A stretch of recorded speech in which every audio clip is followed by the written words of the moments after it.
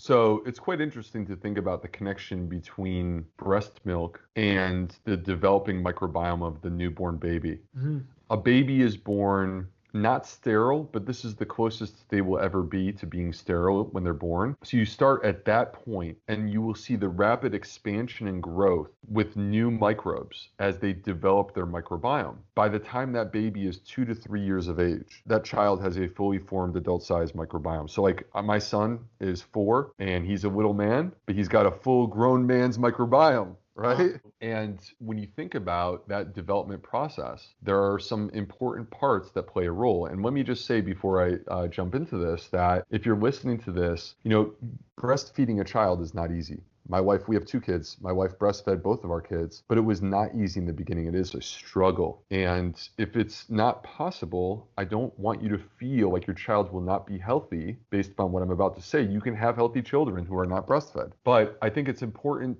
to acknowledge that human breast milk is the perfect food. And there's parts of it that we don't understand or we're just beginning to understand that were designed to make it the perfect food, galvanized through the millions of years of human evolution. And what's fascinating is that breast milk, we recently discovered that it contains these things called human milk oligosaccharides, HMOs. Okay, these HMOs, there's at least 200 varieties of HMOs within mom's breast milk. 200 varieties. And what's weird is that they serve zero nutritional purpose for the child. So we're like, well, what the heck? Why are these HMOs there? Here's what they discovered. These human milk oligosaccharides are prebiotic, which means that they are food for the developing microbiome. And so what they have shown is that mom evolved breast milk that is providing nutrition not just to the child. Whoa. The breast milk is providing nutrition to the developing microbiome.